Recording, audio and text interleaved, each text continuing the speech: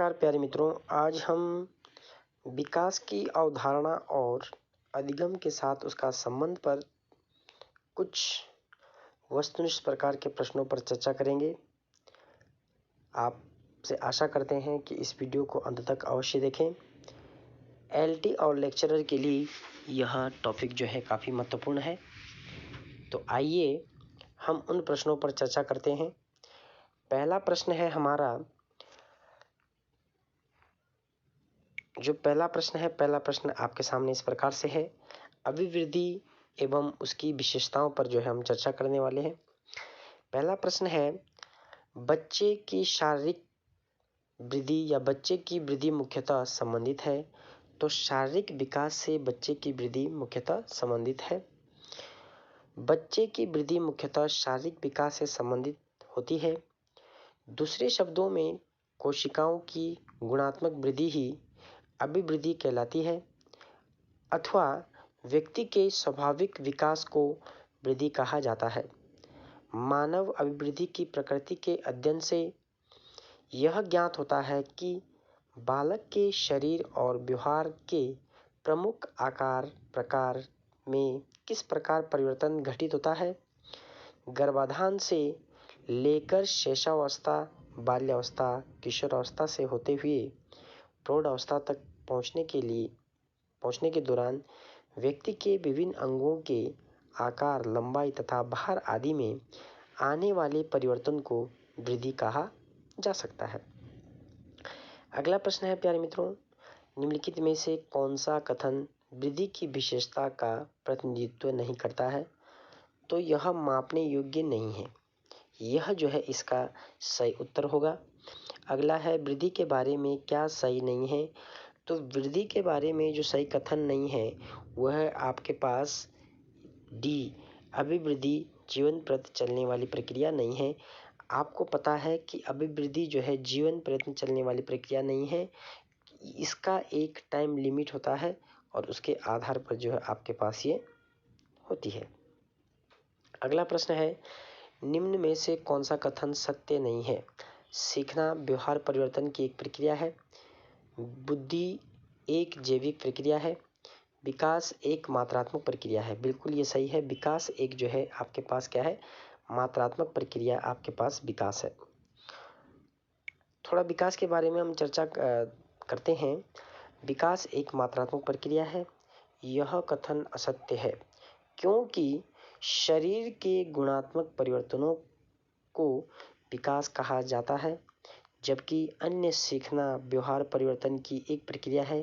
वृद्धि एक जैविक प्रक्रिया है तथा शिक्षा एक लक्ष्य उन्मुख प्रक्रिया है। ये सभी सत्य है। अगला प्रश्न है, मानव विकास को क्षेत्रों में विभाजित किया जाता है, जो है शारीरिक, संज्ञानात्मक, संवेगात्मक और सामाजिक। ये आपके पास जो है इसका उत्तर है। अगला प्रश्न है, प्रश्न नंबर 6 इस प्रकार से है, मानव जाति में विकास होता है। जीवन पर्यंत विकास प्यारे मित्रों जीवन पर्यंत चलने वाली एक प्रक्रिया है।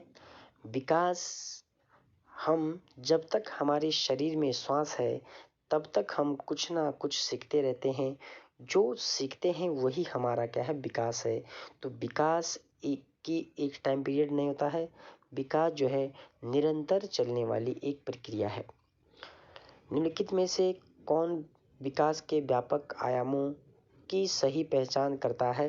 तो विकास के जो व्यापक आयाम है वो इस प्रकार से है। पहला है शारीरिक, उसके बाद संज्ञानात्मक, उसके बाद सामाजिक और उसके बाद संवेगात्मक। ये विकास के जो है सही आयाम है। अगला प्रश्न है, देखो शारीरिक विकास, मानसिक विकास, सामाजिक विकास, संवेगात्मक विकास और एक विकास आपके पास और होता है नैतिक विकास। ये 5 हमारे पास जो है विकास के आयाम है और इन आयामों के आधार पर ही मनुष्य का या किसी चीज का भी हमारे पास क्या विकास होता है। निम्नलिखित में से कौन सा कथन सही नहीं है। विकास और वृद्धि एक दूसरे के पर्याय है। बिल्कुल नहीं, विकास और वृद्धि एक दूसरे के पर्याय नहीं है। अगला प्रश्न है, विकास का एक अधिनियम है कि विकास प्रतिमा के विभिन्न कालों में खुशी भिन्न भिन्न होती है। इस अधिनियम के अनुसार जीवन का प्रथम वर्ष सबसे अधिक खुशी का एवं वय संधि काल सबसे अधिक दुखी काल होता है। ये इसका जो है सही उत्तर होगा। अगला है, निम्न में से कौन सा कथन विकास के संबंध में सही नहीं है? विकास के विभिन्न क्षेत्रों में संभाव्य खतरे नहीं होते हैं। बिल्कुल, विकास के विभिन्न क्षेत्रों में संभाव्य खतरे नहीं होते हैं, यह कथन गलत है, क्योंकि प्रत्येक विकास के क्षेत्र में खतरे की संभावना रहती है। बिल्कुल सही, विकास के लिए आपको जो है खतरे की संभावना भी बनी रहती है। विकास का अर्थ है परिपक्वता एवं अनुभव के फलस्वरूप होने वाला परिवर्तन ही विकास है। परिपक्वता और अनुभव के फलस्वरूप जो परिवर्तन होता है वही आपके पास क्या है? विकास है। अगला प्रश्न है, विकास के संदर्भ में निम्न में से कौन सा कथन सत्य नहीं है? तो विकास के संदर्भ में निम्न में से कौन सा कथन सत्य नहीं है, यह आपको बताना है। विकास उकसाने बढ़ावा देने से होता है, ये बिल्कुल भी नहीं होता है। विकास ना ही उकसाने से होता है और ना ही बढ़ावा देने से होता है। विकास सांस्कृतिक एवं वातावरणीय परिवर्तनों से प्रभावित होता है। विकास के प्रत्येक अवस्था की अपनी विशेषता होती है। विकास के प्रत्येक अवस्था के अपने खतरे हैं, अर्थात विकास को सही दिशा नहीं दी गई तो नकारात्मक विकास उत्पन्न होगा। अगर विकास को जो है सही दिशा नहीं दी गई तो नकारात्मक विकास भी उत्पन्न हो सकता है। अगला प्रश्न इस प्रकार से है, विकास में वृद्धि से तात्पर्य है वजन में वृद्धि। विकास से जो वृद्धि में तात्पर्य है वजन में वृद्धि होना। विकास में वृद्धि से तात्पर्य वजन में वृद्धि से होता है। चूंकि वृद्धि मात्रात्मक होती है, एक निश्चित समय तक ही होती है, इसलिए वजन में वृद्धि को विकास में वृद्धि माना जाता है। मानव विकास है, मानव विकास मात्रात्मक और गुणात्मक दोनों होता है।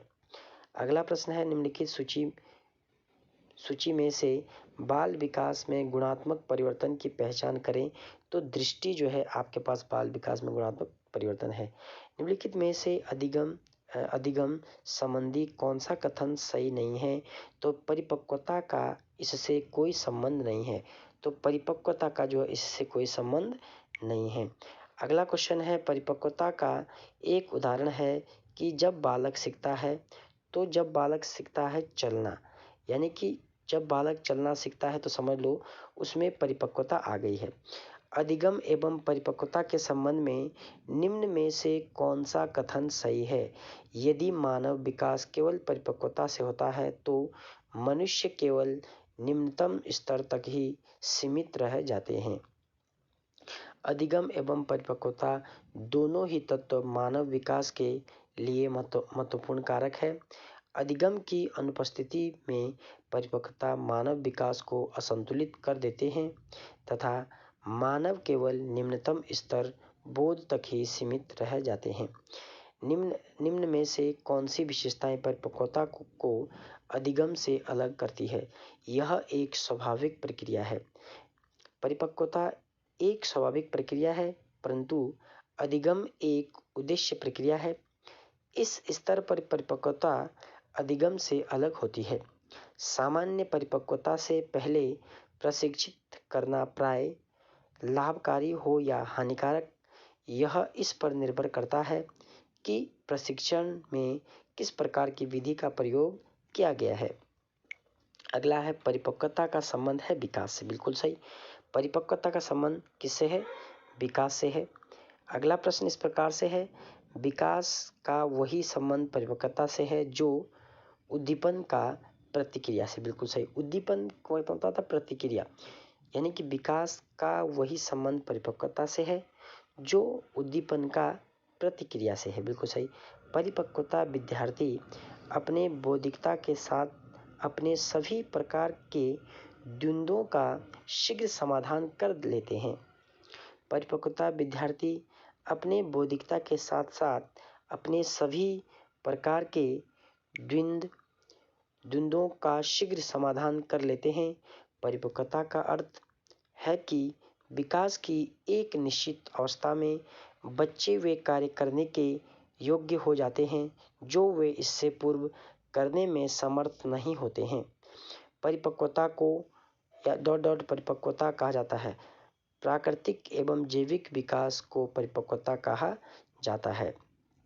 अगला है एक व्यक्ति मांसपेशियों का उपयोग करना सीखता है और इसके कारण एक कौशल प्राप्त होता है, परिपक्वता। बिल्कुल सही।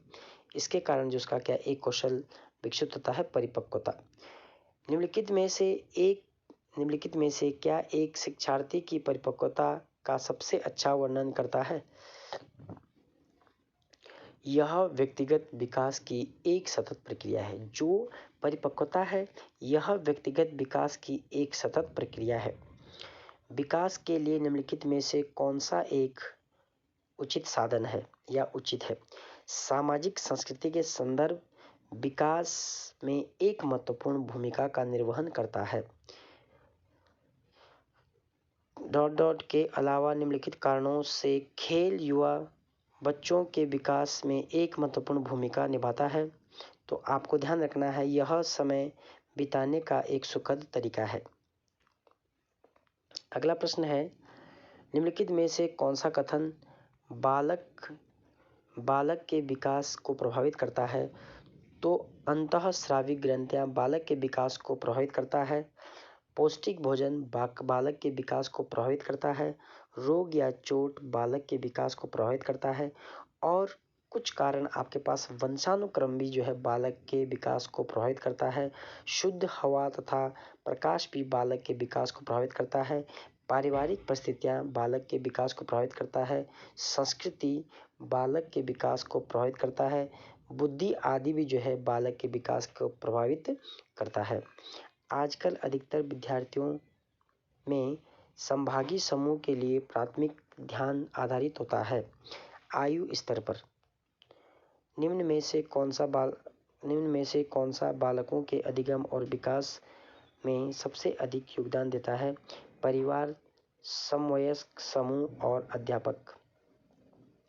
बालक के अधिगम एवं विकास में सबसे अधिक योगदान परिवार, समवयस्क समूह और अध्यापक का होता है। निम्नलिखित में से कौन सा कथन सही नहीं है? यह प्रारंभिक जीवन की नकारात्मक घटनाओं के प्रभाव से कोई भी अध्यापक बचाव नहीं कर सकता है।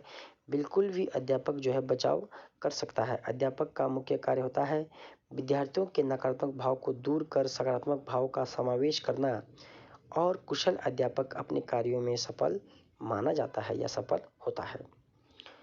अगला प्रश्न है बालक की प्रथम पाठशाला। सभी को पता है बालक की प्रथम पाठशाला क्या है? आपके पास परिवार है, माता पिता है। बालक का प्रारंभिक विकास मुख्यतः किस पर निर्भर करता है? माता पिता पर निर्भर करता है। निर्धन परिवारों के बच्चे जो छोटे आकार के परिवारों से संबंध है उनको विकास के बेहतर वातावरण पाने के मौके होते हैं, क्योंकि उन्हें बड़े परिवारों के निर्धन बच्चों की अपेक्षा उन्हें बेहतर परिस्थितियां प्राप्त होती है। वृद्धि को प्रभावित करने वाले कारक है सभी, पर्यावरण, स्वास्थ्य और आहार सभी जो है वृद्धि को प्रभावित करने वाले कारक है। निम्नलिखित में से अतिरिक्त वातावरणीय कारक विकास को आकार देते हैं। शारीरिक गठन जो है अतिरिक्त विकास को आकार देते हैं।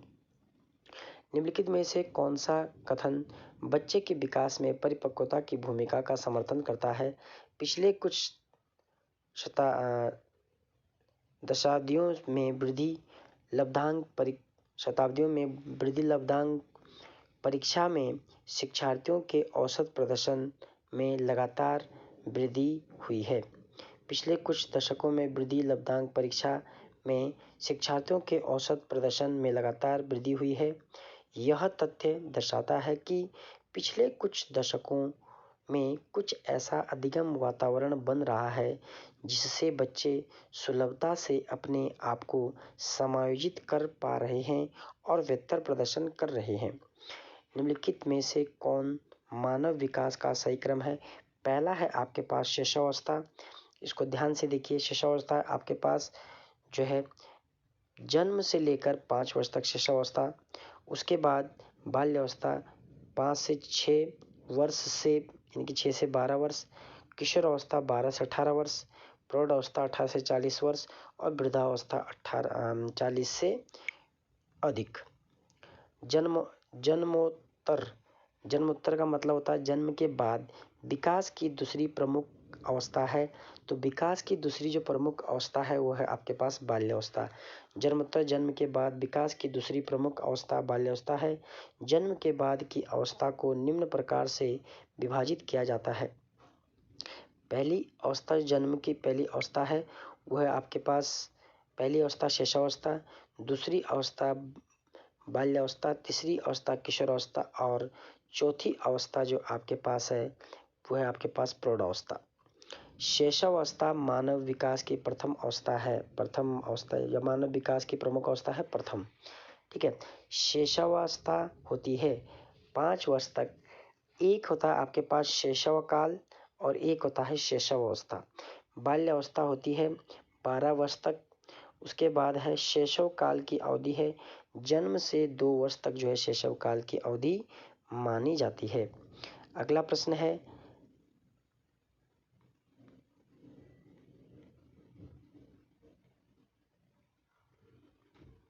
अगला प्रश्न इस प्रकार से है,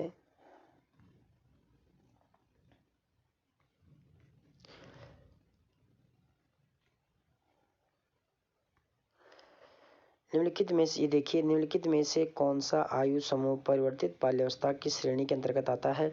तो 6 से 11 वर्ष जो है परिवर्तित बाल्यावस्था श्रेणी के अंतर्गत आता है। निम्नलिखित में से कौन सा आयु समूह परिवर्तित बाल्यावस्था श्रेणी के अंतर्गत आता है? 9 से 12 भी आपके पास जो है परिवर्तित बाल्य श्रेणी के अंतर्गत आता है और 6 से 11 भी आपके पास इसी के अंतर्गत आता है। आपको ऑप्शन के अकॉर्डिंग ही आपको सही करना होगा। बाल्यकाल होता है 6 से 12 वर्ष की अवस्था को जो है बाल्यकाल कहा जाता है।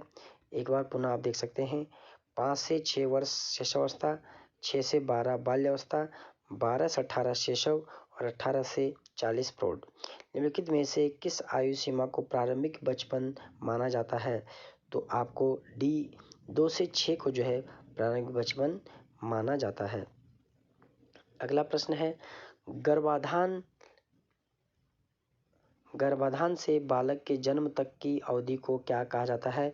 तो गर्भाधान से बालक के जन्म तक की अवधि को प्रसव पूर्व काल कहा जाता है।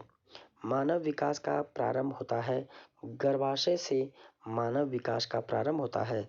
विकास शुरू होता है पूर्व प्रसव अवस्था से जो है विकास शुरू होता है। तो नमस्कार मित्रों, आगे हम आपको मिलेंगे कुछ अन्य महत्वपूर्ण प्रश्नों के साथ। तब तक अपना ख्याल रखिए। जय हिंद, जय भारत।